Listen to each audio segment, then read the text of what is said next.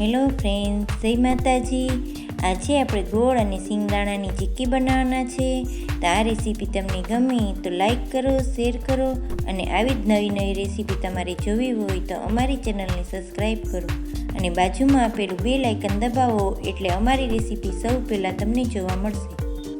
તો સિંગદાણાની ચીક્કી બનાવવા માટે મેં 1.5 કિલો સિંગદાણા લીધા છે અને સિંગદાણાને આપણે મીડિયમ ગેસ ઉપર શેકી લઈશું અને આ રીતના આપણે ચમચાઈથી હલાવતા રહીશું એટલે સિંગદાણા છે એ બધી સાઈડથી સરખી રીતે શેકાઈ જાય.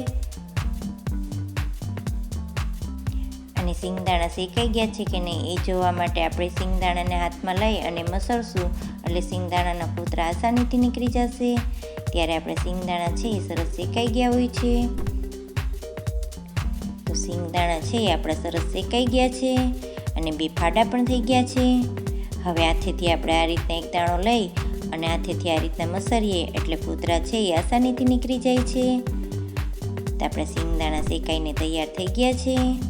હવે સિંગદાણા થોડા ઠંડા પડે એટલે એના ફોતરા ઉતારી લઈશું. તો આ રીતના મેં સિંગદાણાને મસળી અને એના ફોતરા ઉતારી લીધા હતા અને પછી ઉછાળી અને ફોતરાને મેં અલગ પાડી દીધા છે. તો તમે જોઈ શકો છો સિંગદાણાના ફાડા સરસ થઈ ગયા છે. હવે આપણે ચીક્કી બનાવવાનું સ્ટાર્ટ કરી દઈએ. તો ચીક્કી બનાવવા માટે મેં 500 ગ્રામ ગોળ લીધો છે અને ગોળને આપણે કડાઈમાં લઈ લઈશું અને ગેસ છે એ મેં ચાલુ કરી દીધો છે અને એકદમ ધીમો ગેસ રાખેલ છે. હવે આ રીતે આપણે તવીથાએથી ગોળને હલાવતા રહીશું એટલે ગોળમાં જે ગાંઠો છે એ બધી ઓગળી જશે અને સાઈડમાંથી ગોળ દાઝશે પણ નહીં.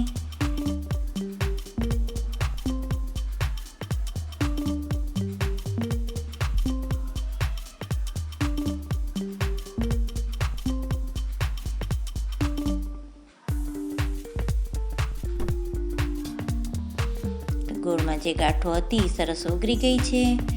હવે આપણે એની પાઈ બનાવી લઈશું.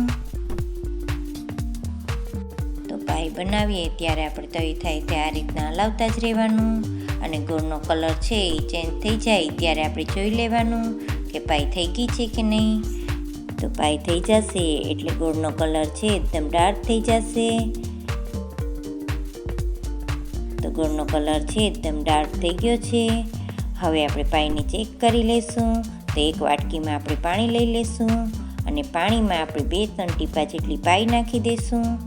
તો આ રીતના આપણે પાઈ નાખી અને 10 સેકન્ડ માટે રહેવા દઈએ અને ઠંડુ પડે એટલે આ રીતના હાથેથી લઈ અને તોડી અને જોઈ લેવાનું.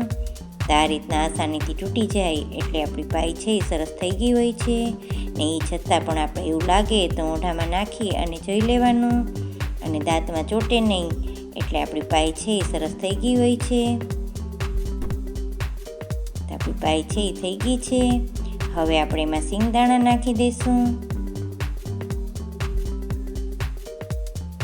આ રીતના મેં બધા સિંગદાણા નાખી દીધા છે અને સરખી રીતે આપણે હલાવી અને મિક્સ કરી દઈશું અને ગેસ છે એકદમ ધીમો રાખેલ છે.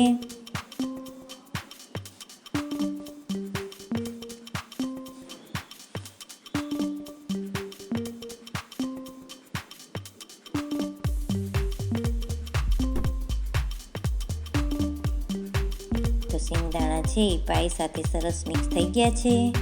હવે આપણે એને પ્લાસ્ટિક ઉપર લઈ લઈશું. તો પ્લાસ્ટિક ઉપર મેં પહેલેથી તેલ લગાવી અને રેડી રાખેલ છે. હવે આપણે ચીક્કી જે બનાવેલ છે એ આપણે પ્લાસ્ટિકમાં લઈ લઈએ. તો આ રીતે આપણે બધી ચીક્કી પ્લાસ્ટિકમાં લઈ લઈશું અને તમે ચીક્કીને વણવા માટે પ્લાસ્ટિકનો ઉપયોગ કરશો તો ચીક્કી છે એ તમારે જોઈએ એટલી પતલી પણ બનશે અને તળિયેથી ચીપકશે પણ નહીં.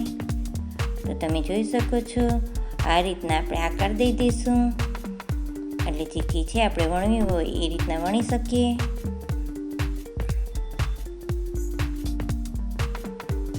તો આ રીતના આપણે હાથેથી દબાવી અને સરખી રીતે એને ફેલાવી દઈશું અને પછી આપણે ઉપર બીજું પ્લાસ્ટિક રાખી દઈશું.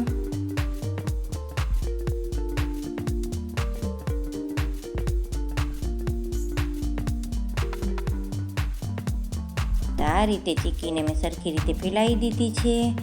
હવે આપણે એની ઉપર બીજું પ્લાસ્ટિક લઈ લઈશું તો પ્લાસ્ટિક ઉપર મેં તેલ લગાવેલું છે એ ભાગ છે એ મેં ચીક્કીમાંથી આવવા દીધો છે અને આ રીતના આપણે હવે સરખી રીતે વણી લઈશું.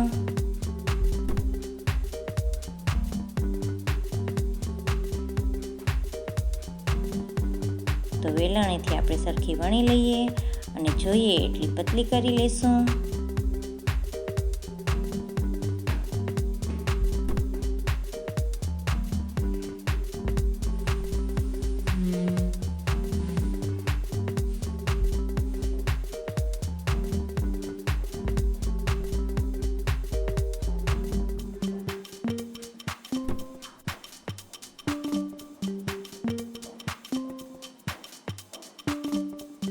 આ રીતના આપણે ચીક્કીની સાઈડ છે એ ફેરવતા જઈશું ને વણતા જઈશું એટલે ચીક્કી છે એ બધી સાઈડથી સરખી રીતે વણાઈ જશે.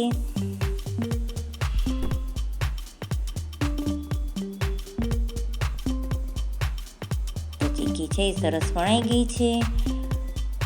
હવે આપણે ઉપરનું પ્લાસ્ટિક છે એ કાઢી લઈશું.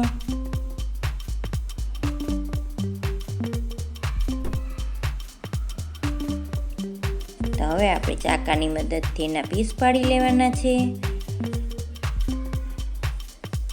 આ રીતે હું બધી ચીક્કીના પીસ પાડી લઈશ.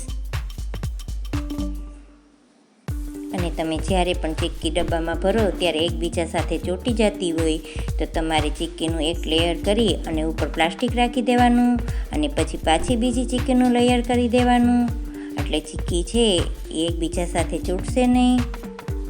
તો આપણા ચીક્કીના પીસ છે એ સરસ પડી ગયા છે. હવે આપણે હાથેથી આ રીતના પીસને અલગ પાડી દઈશું. અને આ રેસીપી તમને ગમી હોય તો મને કમેન્ટમાં જરૂરથી જણાવજો. તો તમે જોઈ શકો છો ચીક્કી છે એ સરસ ક્રિસ્પી અને સરસ બનેલી છે.